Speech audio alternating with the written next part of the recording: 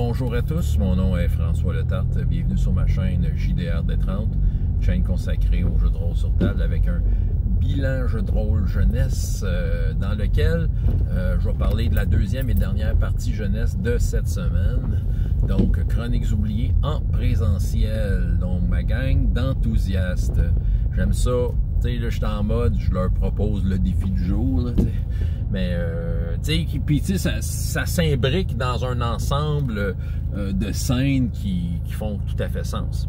Puis la dernière fois, ils étaient rentrés dans l'entremonde avec un navire magique, un navire que l'an dernier ils avaient utilisé pour aller dans le monde cosmique, qu'ils ont pu refaire, puis ils sont partis là-dedans. Le but c'est de se rendre dans le repère de Renita, une vampire qui prend le contrôle des morts vivants et risque d'en prendre plus. Voilà, fait que là, dans le fond, leur voyage dans l'entremonde leur permet d'aller là, mais sans avoir à passer par le champ qui transforme les vivants en morts vivants. C'était ça le deal. Dernière fois, ils ont fait face à un genre de tsunami. Il est entouré de globules, ok, mais il y avait un genre de tsunami qui s'en venait dans leur direction, puis ils ont réussi à faire une manœuvre de justesse, tu sais, dans le fond. Certains d'entre eux ont manqué chacun à leur façon disait un peu comment ils essayaient de passer le bateau là-dedans. Tu sais, il y a eu ils ont un tardigrade géant qui a fait un cri, qui a fait une brèche dans le tsunami, avec un autre qui a fait un... C'est genre onde de choc, c'est un pouvoir de psionique. Puis là, ils ont fait une brèche, ils ont passé le bateau a passé juste ça. J'ai commencé la séance aujourd'hui en déterminant, ben OK, qu'est-ce qui a été brisé sur le bateau? En fait, qu'est-ce qui potentiellement va être brisé? Le bateau séparé en 8 sections, j'ai roulé 2 fois le D8. Fait que dans le fond, si j'aurais pogné 2 fois le même chiffre, ben la même place aurait été mise à l'épreuve 2 fois. Fait que là, dans le fond, c'était drôle, on a joué à ça. Fait que j'ai fait rouler le joueur vedette, la structure du bateau. Et la structure du bateau, j'ai donné un peu la caractéristique de l'intelligence de celui qui a pensé au bateau. Il y a un des personnages, c'est un nain savant. Fait que j'ai dit, garde, prends son plus 2. Fait que c'est ça. Puis la difficulté, ben c'était 15. C'est la difficulté de l'environnement. J'ai décidé que c'était difficile comme environnement. Elle a raté ses 2 jets, dont un qui a eu un... Non, elle a raté... Non, elle a réussi un des jets. Fait que la salle d'entraînement a été sauvée. Ils ont mis une salle d'entraînement. Mais la cuisine, elle a explosé, elle a pogné un naturel, ce qui fait que là, j'ai décidé que ça défonçait une autre partie du bateau. Donc, la salle à manger. Fait que là, leur bateau est brisé. T'sais, il a été endommagé dans l'affaire. Et non seulement ça, il y a 3 personnages qui ont passé par-dessus bord. Fallait aller les chercher parce que il y a des âmes flottantes qui, elles, ont un désir, c'est de se soulager. Mais... ils vont comme avoir un plaisir à tirer les âmes des vivants qui se trouvent dans leur monde, l'entremonde. C'est ça leur plaisir, ça leur fait du bien, mais c'est comme je leur ai expliqué, c'est comme un plaster, ça ne règle pas vraiment leurs problèmes, ça fait juste les soulager temporairement. Mais sauf qu'ils sont quand même des personnages qui étaient par-dessus bord, ont quand même été exposés à ce danger-là. Fait que là, Fait que là, dans le fond, il y avait toute une manœuvre pour ramener les personnages. Ils ont fait des portes dimensionnelles, ils ont volé, tout ça. Ils commencent à être équipés en toutes sortes de magie, tout ça. Fait que ça fait qu'ils utilisent ça de façon intelligente. Une fois qu'ils étaient dans le bateau, là, ils remarquent quelque chose s'en vient. Il y a un bateau pirate. Mais tu sais, ça a l'air pas rapport, mais qu'est-ce qu'il fait là? Ils ont de l'info sur le bateau pirate, un des personnages, potentiellement, pouvait savoir d'où ce qui venait. Puis c'est ça, ça vient d'une région techniquement pas trop loin. J'ai sorti la carte d'RPGS, ils viennent de cet archipel-là. C'est ça. Puis là, ils sont aperçus que l'équipage, c'était tous des squelettes. T'sais, ça détonne un peu sans détonner, parce que c'est une place qui est l'entremonde ou la mort et tout ça. Ou le pas trop mort. Fait que là, ils ont fait toutes des manœuvres pour essayer d'éviter le bateau, de l'attaquer. Il y en a qui voulaient le trésor, tout ça.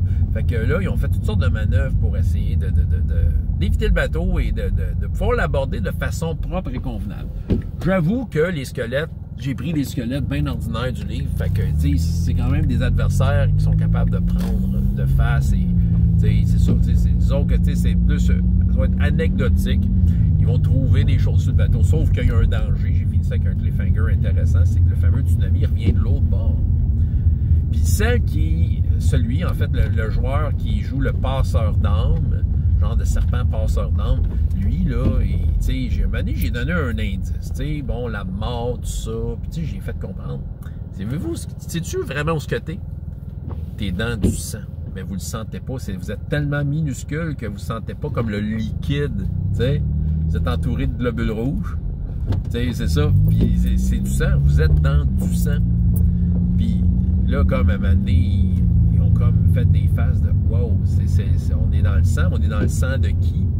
Puis quand que le petit tsunami est arrivé de l'autre bord, il y en a une qui a le catché. Ah, c'est un cœur qui bat. Fait que là, ils veulent faire surfer le bateau, mais ça va brasser ses moyens temps. Ça risque de démolir leur bateau encore une fois. Sauf qu'ils veulent prendre les trésors et tasser les squelettes. Fait que tu sais, ils ont peu de temps. Puis, tu sais, j'ai déterminé que sur le bateau pirate, il y avait quand même de quoi d'intéressant. Des bons indices, en fait, sur pourquoi que les pirates sont là. Et peut-être, tu sais, certaines informations, l'information t'agit, sur ce qui s'en vient pour eux autres, comme obstacle, les défis. Ce qui fait que c'est...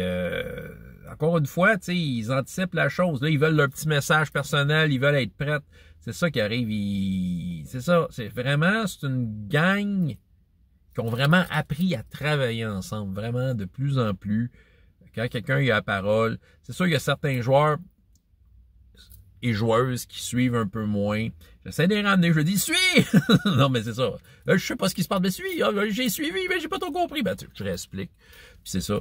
Puis, mais c'est ça. Mais les joueurs dont je vous parle, joueurs et joueuses, tu sais, eux autres, je pense que leur message personnel de la semaine, ça va être vraiment je vais comme les coacher sur leurs possibilités. C'est ça que je pense que des fois, j'ai l'impression qu'ils se sentent dépassés un peu par les événements, puis ils figent un peu, ils savent pas trop quoi faire. Fait que c'est ça. Fait que là c'est ça. Un des joueurs, celui qui joue le passeur d'armes, il a pas mal de pouvoirs cool.